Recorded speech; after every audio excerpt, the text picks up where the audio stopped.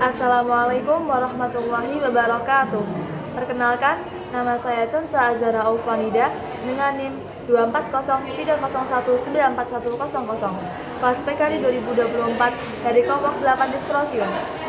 Hadirin yang terhormat, di tengah harapan akan perdamaian dan kerjasama internasional, lahirlah sebuah lembaga yang bernama Perserikatan Bangsa-Bangsa atau juga bisa disebut dengan PBB.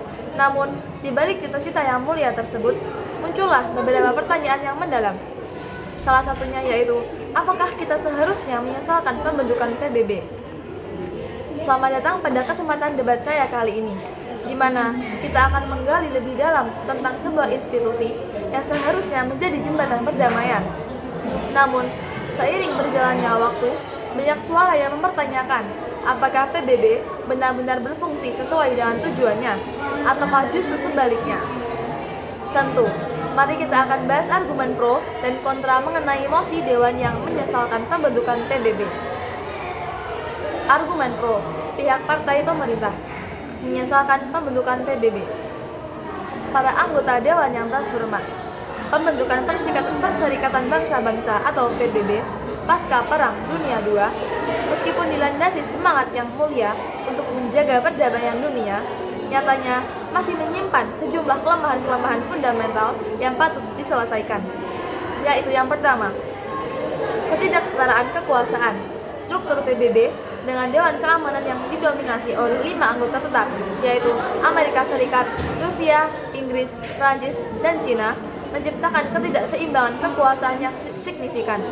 Negara-negara anggota lainnya seringkali merasa suara mereka tidak didengar, dan keputusan penting mereka seringkali ditentukan oleh kelima negara besar tersebut. Hal ini dapat menghambat proses pengambilan keputusan yang adil dan demokratis. Yang kedua yaitu hak veto.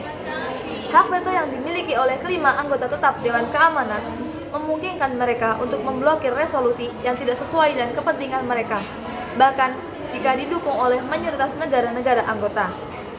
Hal ini dapat menghambat upaya PBB dalam menjaga perdamaian dan keamanan internasional antar bangsa, terutama dalam menghadapi konflik yang melibatkan salah satu dari kelima negara besar tersebut. Yang ketiga, yaitu keterbatasan dalam menangani konflik. PBB seringkali dianggap lamban dan tidak efektif dalam mengatasi konflik bersenjata. Struktur dan prosedur yang kompleks, serta kepentingan politik negara-negara anggota seringkali menghambat tindakan cepat dan tegas dari PBB. Hal ini dapat terlihat jelas dalam berbagai konflik yang terjadi di berbagai belahan dunia. Birokrasi yang rumit dan mekanisme pengambilan keputusan yang panjang membuat PBB tidak mampu bertindak cepat dan efektif dalam situasi darurat. Yang keempat yaitu kegagalan dalam mencegah genosida. Meskipun memiliki mandat untuk mencegah genosida, PBB seringkali gagal dalam menjalankan tugasnya. Beberapa kasus genosida yang terjadi di berbagai negara menunjukkan sebuah ketidakmampuan PBB dalam melindungi warga sipilnya dan menegakkan keadilan internasional. Yang kelima yaitu reformasi yang terus menggantung.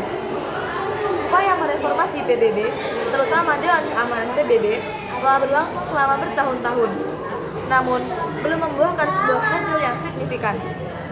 Ketidaksepakatan antar negara-negara anggota mengenai perluasan keanggotaannya tetap dan perubahan dalam mekanisme pengambilan keputusan yang terus menghambat proses reformasi. Yang keenam, yaitu prinsip non-intervensi yang dianut oleh PBB seringkali dimanfaatkan oleh negara-negara otoriter untuk membenarkan pelanggaran HAM di dalam negeri. Hal ini menunjukkan bahwa PBB belum mampu menegakkan standar hak asasi manusia secara konsisten. Yang ketujuh yaitu keterbatasan dana dan sumber daya. PBB seringkali kekurangan dana dan sumber daya untuk menjalankan mandatnya. Hal ini membuat program-program PBB yang telah dibuat menjadi tidak optimal dan tidak mampu mencapai tujuan yang diharapkan. Oleh karena itu, dengan mempertimbangkan sejumlah kelemahan-kelemahan di atas, Dewan ini berpendapat bahwa pembentukan PBB atau Perserikatan Bangsa-Bangsa dalam bentuknya saat ini adalah sebuah kesalahan yang harus diselesaikan.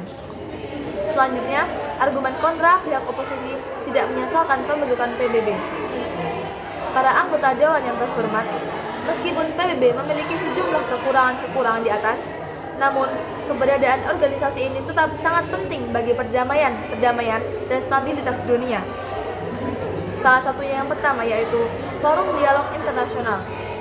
PBB tetap menjadi forum utama bagi negara-negara di dunia untuk berdialog dan mencari solusi bersama atas berbagai masalah global. Meskipun memiliki kekurangan, PBB telah berhasil mencegah terjadinya Perang Dunia Ketiga dan menjadi wadah untuk kerjasama internasional dalam berbagai bidang, seperti pembangunan, kesehatan, dan lingkungan. Yang kedua, yaitu landasan hukum internasional. Piagam PBB telah menjadi landasan hukum internasional yang mengatur hubungan antar negara. Banyak prinsip dan norma hukum internasional yang kita kenal saat ini. Dan yang kita kenal ini berasal dari Piagam PBB.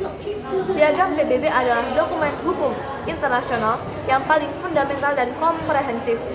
Dokumen ini merupakan hasil kesepakatan bersama antar negara-negara di dunia setelah Perang Dunia II. Piagam ini menjadi dasar bagi pembentukan Perserikatan Bangsa-Bangsa PBB dan mengatur struktur, tujuan, dan prinsip-prinsip kerja organisasi internasional saat ini. Yang ketiga, yaitu prestasi dalam bidang kemanusiaan. PBB telah memainkan peran penting dalam memberikan bantuan kemanusiaan kepada negara-negara yang mengalami bencana alam atau konflik bersenjata. Program-program PBB seperti UNICEF, WHO, telah berhasil meningkatkan kesejahteraan, meningkatkan kualitas hidup jutaan orang di seluruh dunia. Yang keempat, yaitu promosi hak asasi manusia. PBB telah menjadi promotor utama hak asasi manusia di seluruh dunia. Deklarasi Universal tentang Hak Asasi Manusia yang disusun oleh PBB telah menjadi acuan bagi negara-negara dalam melindungi hak-hak warga negaranya. Yang kelima, yaitu potensi untuk perubahan.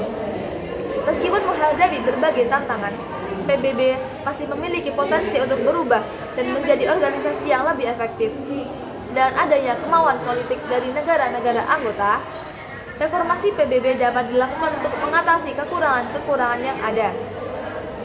Meskipun demikian, PBB memang perlu terus melakukan reformasi-reformasi untuk meningkatkan efektivitas dan akuntabilitasnya. Namun, membubarkan PBB bukanlah solusi yang tepat. Sebaliknya, kita harus berupaya memperkuat peran PBB sebagai lembaga-lembaga yang dapat membawa perdamaian dan kesejahteraan bagi seluruh umat manusia. Demikian debat yang dapat saya sampaikan. Mohon maaf bila ada kesalahan. Terima kasih. Wassalamualaikum warahmatullahi wabarakatuh.